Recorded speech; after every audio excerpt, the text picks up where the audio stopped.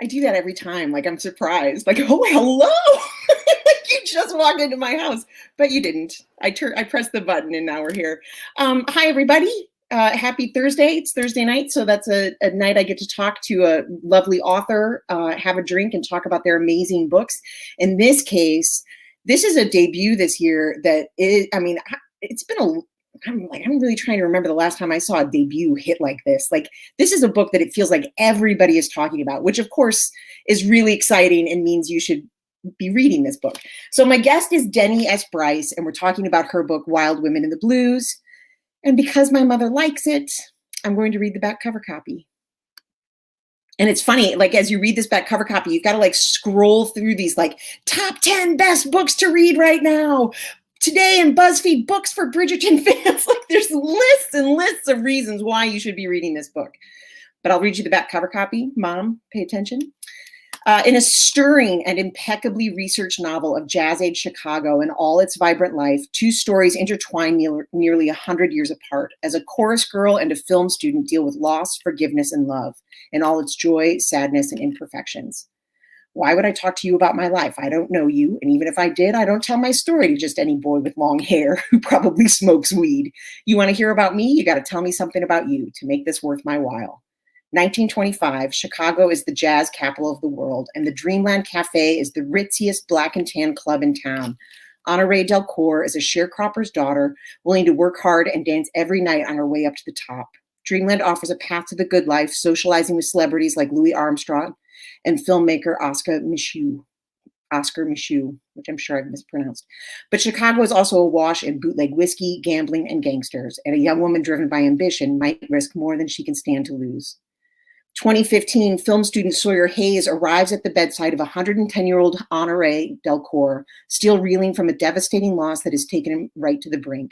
Sawyer has rested all his hope on this frail but formidable woman, the only living link to the legendary Oscar Micheaux. If he's right, if she can fill in the blanks in his research, perhaps he can complete his thesis and begin a new chapter in his life. But the links Honorée makes are not the ones he's expecting. Piece by piece, Honorée reveals her past and her secrets while Sawyer fights tooth and nail to keep his. It's a story of courage and ambition, hot jazz and illicit passions. And as past meets present for Honorée, it's a final chance to truly be heard and seen before it's too late, no matter the cost. I mean, that makes you want to read it, right? And so let me introduce Denny. Here she is. Hello, everybody. How are you? How are Denny. you? And thank you, Molly, for having me here. I am thrilled. Oh, so I'm excited. So happy to have you here. This book is, I mean, it is really splashing, which is, this has got to be kind of surreal. Yeah, that's the word. That's the word that I'd go with most definitely. It's exciting, thrilling, hard work, great publicists, and the fact that I think it's just a time where this story is catching up, catching fire, catching on. I can't think of all of the, gee whiz marketing right now because I'm the smell of gin. Well, we are drinking, good segue there. We are drinking a Bee's Knees, which is gin, lemon, and honey. Right. Well, I'm making mine as we speak because gosh only knows. Oh my God. As I explained earlier, I am not a fan of gin. And this is going to be a tough drink. Was Honorée Delcourt. She always had her gin with honey and lemon. And one of the things that was quite common in the 20s or during the bootleg prohibition years is that the whiskey, gin, bourbon, whatever they were making in the bathtub was nasty. It was just nasty. So, that was the beginning of cocktails, really, in a way, that you had to do something with that alcohol that was definitely, see all the things I have in here? I have man. You got sugar ones? I don't know what this is going to taste like. I've never had, well, I supposedly fixed one the other night for another event. My events are starting to sound a lot like I drink a lot, but not, well, that's another story. But A problem for later. any honey. I didn't have any honey at the time. So I was just drinking lemon juice and gin. I don't know what was wrong with me. And then you blacked out. Essentially, because there's nothing after that but hitting the floor.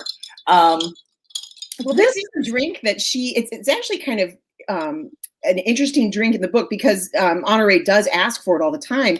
And then, and I mean, it was the beginning of the cocktail culture, but the getting of the ingredients and she's got to go get lemon and stuff like that. It becomes this big plot point. Like it becomes a big thing. So I'm delighted to be drinking this with you and toasting your beautiful debut.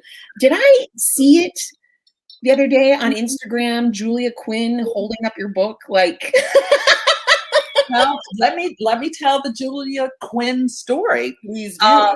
Many years ago, this book has gone through an evolution. It began, frankly, as a romance. And it began as a romance novella. And then it evolved to a contest entry. And in contest, writer's contest, you might write 25 pages and submit for a contest, or you have your whole book, supposedly, or some crazy draft form, and you really clean the first 20, 25 pages. So I'd entered a contest in called Put Your Heart in the Book contest for one of the RWA chapters. Yeah. Now, understand my book is not romance. It is historical fiction. But back in the day, I quote unquote, grew up in the romance world. And so this contest had two judges, final round judges, because I'd made it to the final round.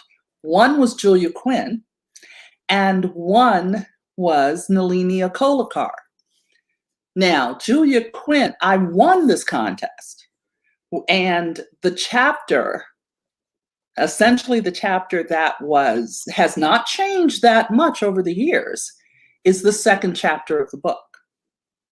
So the second chapter of the book introduces Honoré Dalcourt. Yeah. And so Julia Quinn wrote me a letter.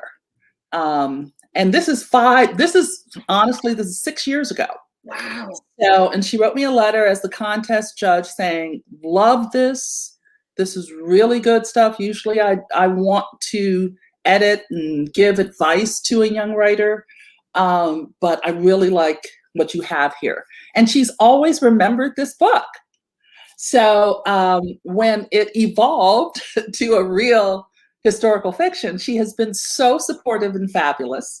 And so, yes, she did an event, the Today Show, and she didn't get to mention the book on air, but on the website for Today was a whole thing about it, and her holding up the book. So she's been incredible. That's the sort of, I was just talking to someone about the community spirit of authors, of writers, because supporting each other, we work in such isolation. Mm-hmm.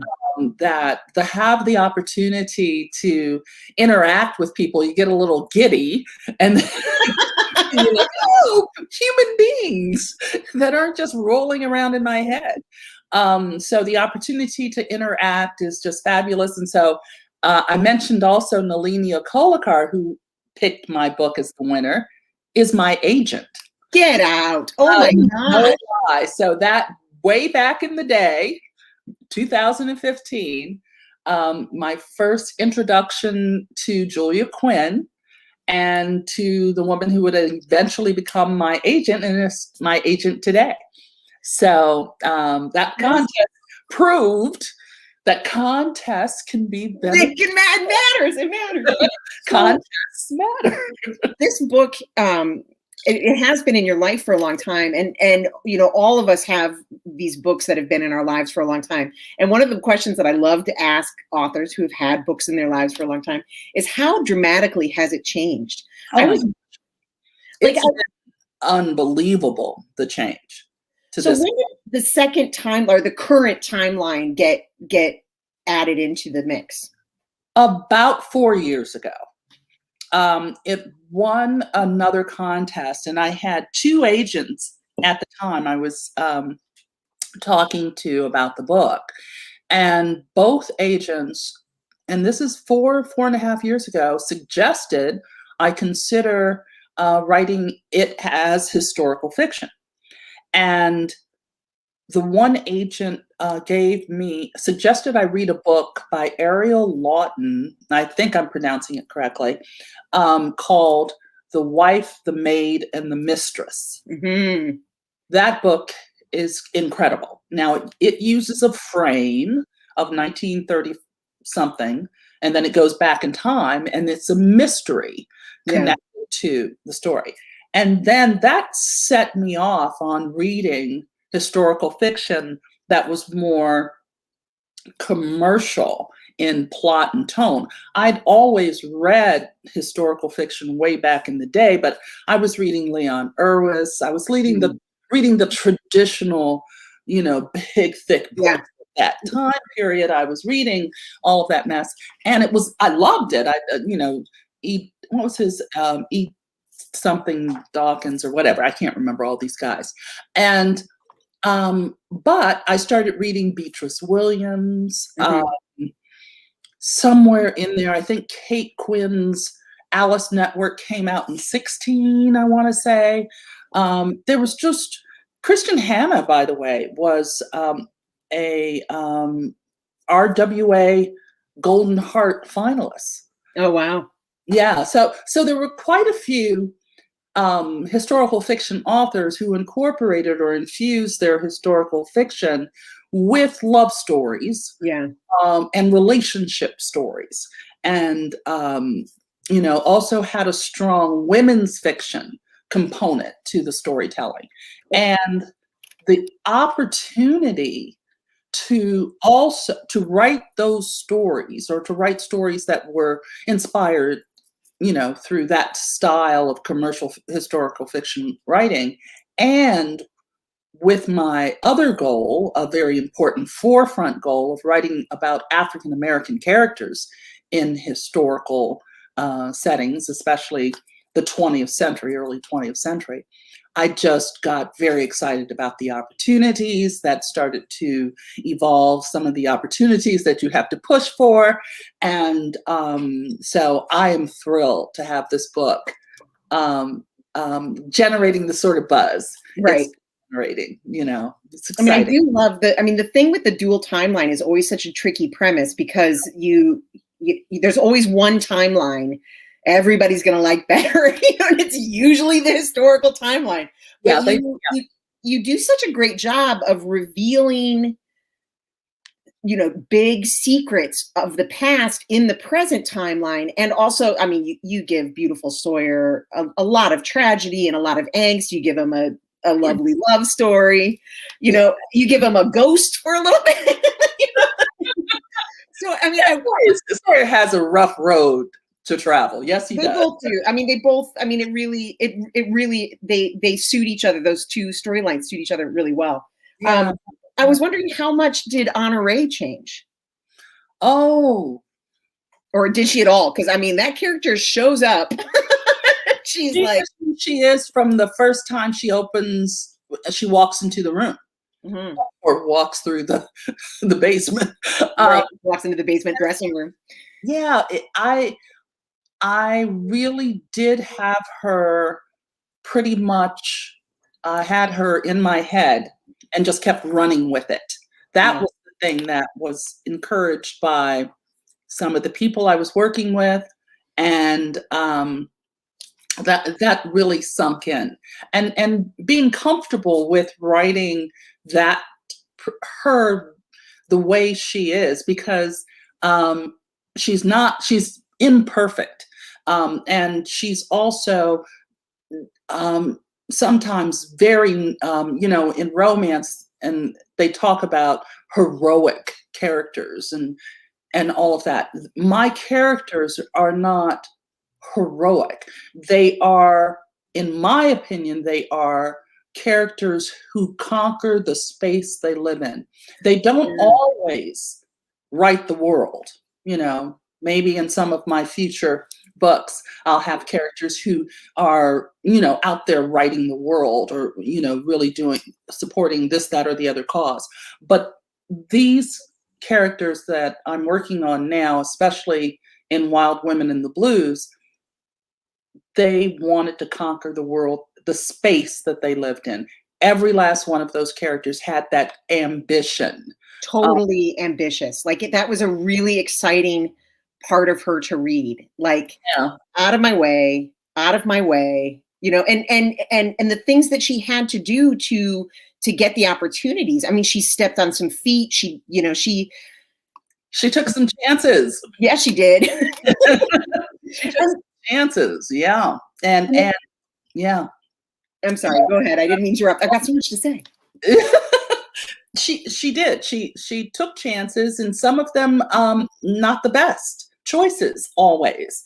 But that's human nature. Perfection is not easily come by as a human being. And I'm also looking at both of these characters, Sawyer and Honore, in 1925, because Sawyer's the POV character in 2015.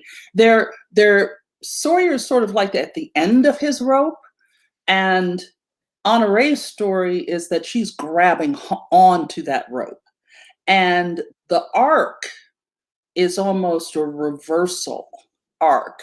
Mm-hmm. As Sawyer gains, Honore starts to have doubts slip in, because of circumstances, because of returning characters, etc., etc. One of the things I loved about her, and again, it felt like so perfectly of the time, and she's got this origin story line that kind of keeps. So she's working in this club. She's a dancer in this club, and she keeps talking about how, like, the club owner, when he found her in the trunk of the car, he kept, the night he found her in the trunk of the car, like, it's just this throwaway line. And I was reading it and I was like, I love it when characters reference a life off the page that is as wild as what's on the page, right? Like, that rarely happens. And then, of course, you give us a beautiful payoff with the night that she got found in the trunk of the car. Yeah. But she was brash and almost uncomfortable at times, but she took care of the people around her as best she could. And I feel like we often want, maybe it's coming out of romance for me, but we want to paint ambitious female characters in an unlikable box. And she just kept, busting out of that box. Like, yeah, well, and probably one of the things I love about historical fiction, and also the opposite, the thing I love about romance.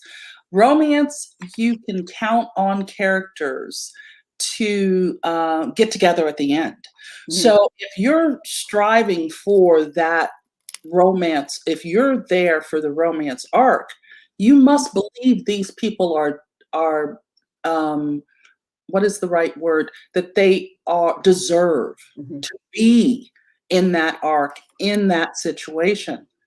In historical fiction, or at least the stories I write, you don't always know if they deserve it. Yeah. And so that is I always will incorporate a love story of some sort into a story that I'm writing.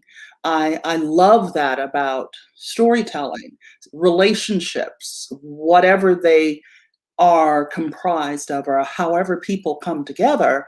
I want to share that element within the context of historical fiction.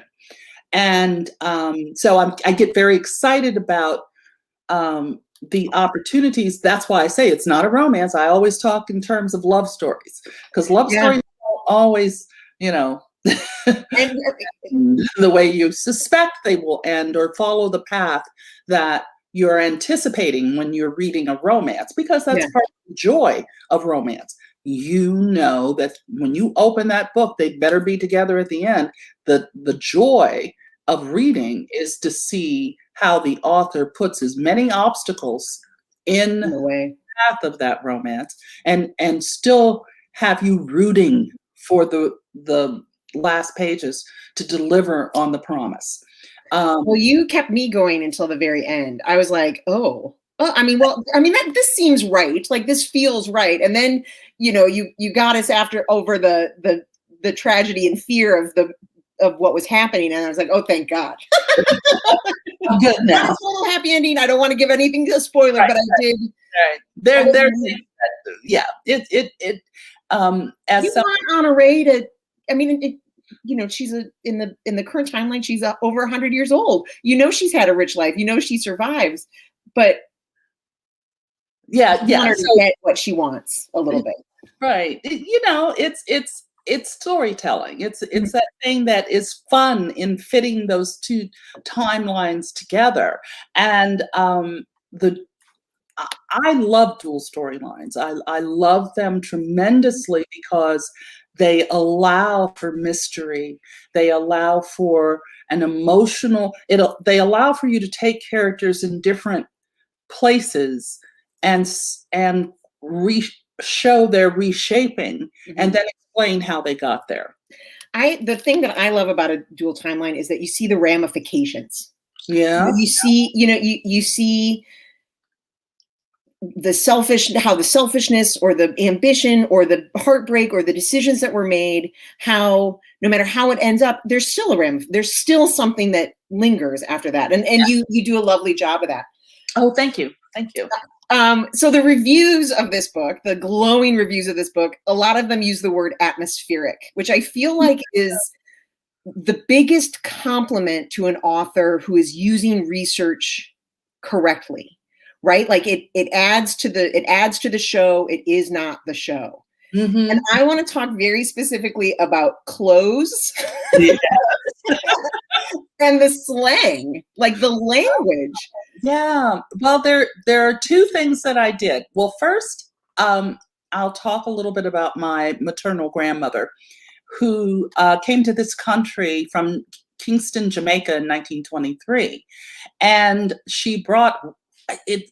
When I'd go to her house when I was a little girl, there were photos on the wall. There was this old time piano in the sunroom. There were these sewing machines because she was always sewing something. And I just would ask questions. What is this? Why is this here? Why is that photo there looking weird? And so she'd tell me stories. And part of the fashion sensibilities. My grandmother was very fashionable. My mother was totally Miss Fashion Plate. And both of them accomplished their, fabulousness, if you will, with a sewing machine. Yeah, on a singer.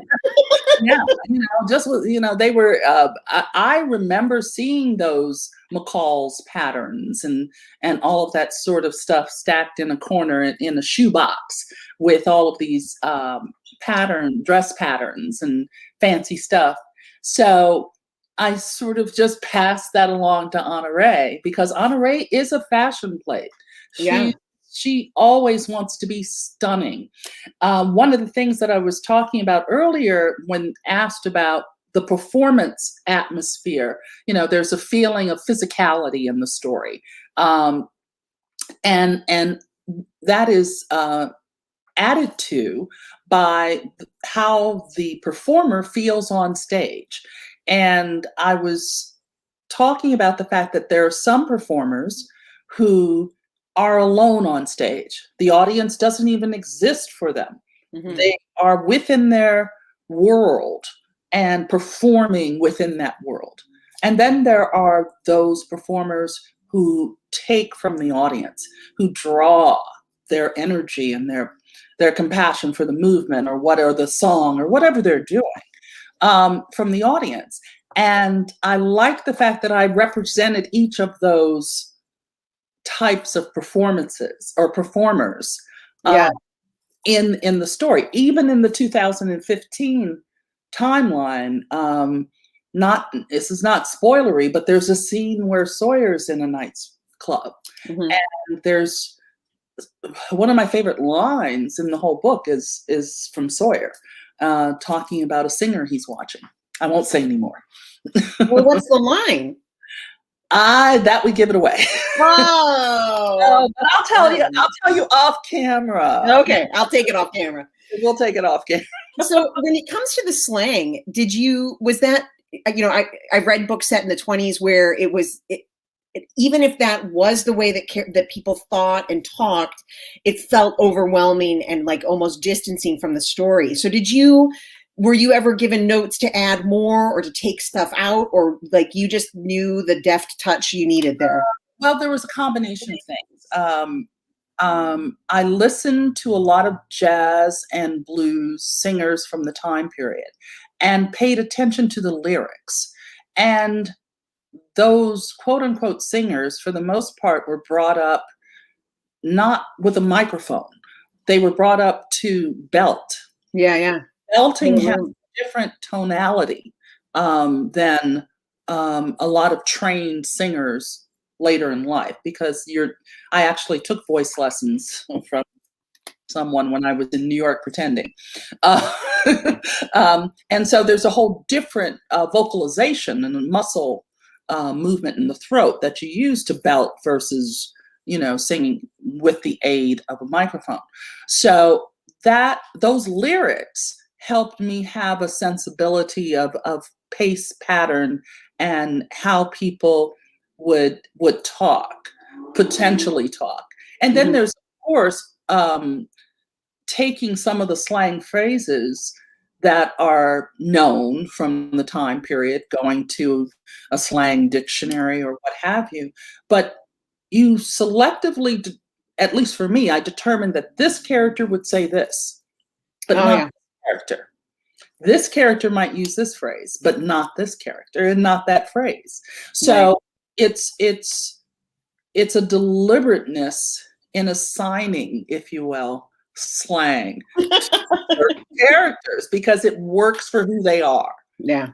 Like Trudy was more slang. Trudy Lewis had a little bit more, 1920s to her speech pattern. Well, it's not like she had a lot of dialogue, so it really stood out, right? When she was going to talk, you got a little, you got a rhythm to it.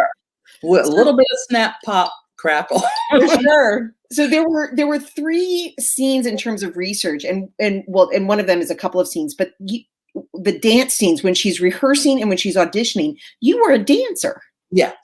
So those scenes were fun. And also another source for me for those imagining those scenes are paintings and photographs from the time period, so that I get the feel of a 1920s dressing room, upscale versus downscale, if you will. And also my research included, I always started with the economics of a community. Anytime I write anything, even if it's fantasy, I'm going to know, how do people make money? How do they survive within the spaces that they live in? In Chicago in the 1920s, one of the money-making opportunities was gambling. And the gambling of choice was called running the numbers or policy gambling. Very much a part of the economic framework of the Chicago Black Belt during that time period. A lot of the banks that ended up Black-owned banks and businesses that ended up really growing up and successful during that time period were financed by gambling.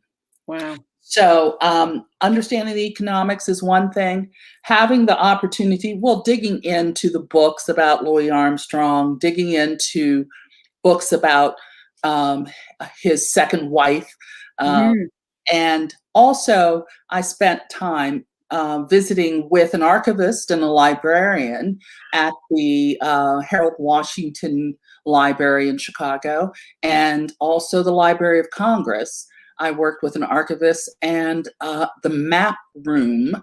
Maps are fabulous for history geeks. I'm not a historian, I'm a history geek, and the digging into old maps gives you such a sense of when you make this turn, what's there, Right. what was there, and understanding the different, shape of a city or a town or a community. So Well, maps, particularly within this story, the community within the community. I mean, you had this Bronze Belt, or I'm sorry, the Black Belt, Bronzeville, sorry, within the greater, Chicago area. So the boundaries. You don't leave this part of town in this story. You hear about people going to different neighborhoods. Mm-hmm.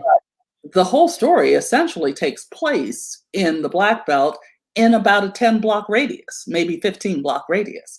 And but that during that time, the stroll, which a discovery, I didn't know about the stroll until I started researching and getting information. The stroll was maybe 5 or 10 blocks on State Street, and on State Street you have the Dreamland Cafe, you had many different, nightclubs, you had church fronts, there were churches, there were barbershops. I mean, there was just the main street of this Bronzeville. Exactly. And Langston Hughes, the poet, even wrote that, walking down the stroll is like midnight. I mean, it's like daylight or midnight or something. But his point being in this part of town, no matter what time of day it was always something was always happening. And another one of my research resources is the Chicago Defender Archives. Chicago Defender is one of the oldest African-American newspapers in the country. There are a number of newspapers. There were in Baltimore, in Pittsburgh, in Los Angeles, the California Eagle. I mean, spread in urban centers nationwide. But the Chicago Defender is credited to a certain extent with encouraging the migration of African-Americans from the South into the northern cities, because the Pullman men on the trains would carry the newspapers with them and spread the word about what was happening in Chicago, what was happening in Detroit, what was happening in Pittsburgh and New York, making places sound really good. The stroll sounds good no matter where you're from. Where we can have some options. Now, there were limitations to what those options were, of course, because, segregation, racism, and all those things just took on a different form or a similar form, but that was not what was expected. Initially, it was getting away from the hardships of Jim Crow and the segregation that was happening in the South. And walking right into Capone, Chicago. Like, so did you have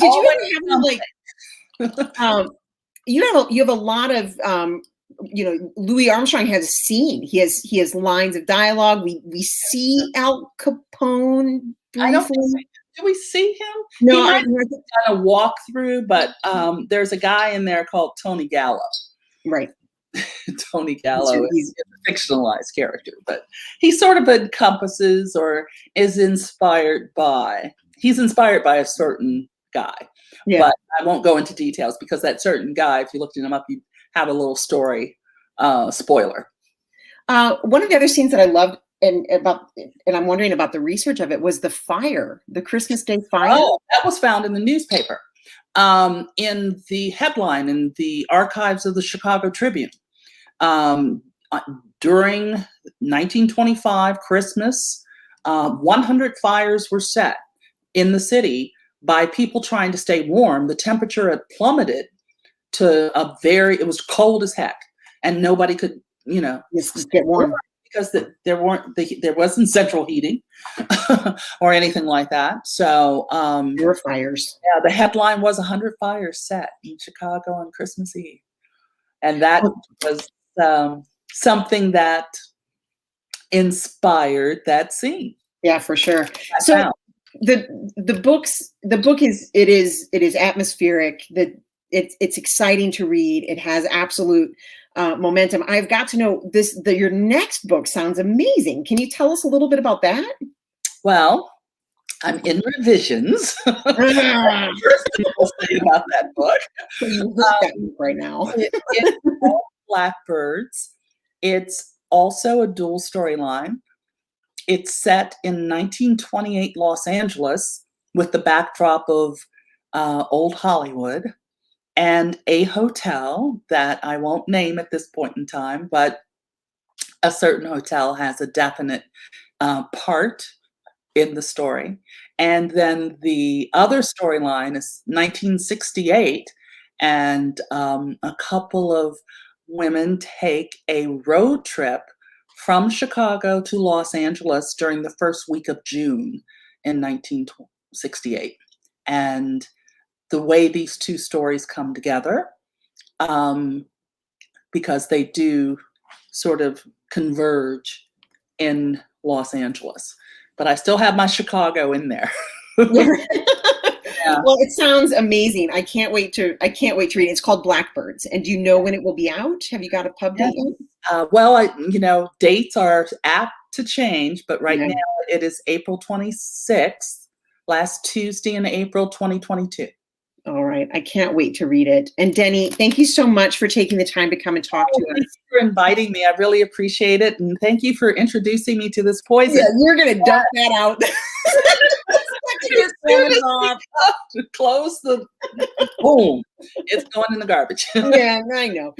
Thank you, everybody, for stopping by. Remember, stay home if you can. Stay safe. Get vaccinated. Read a book. Yes. Good night, guys. Mm-hmm.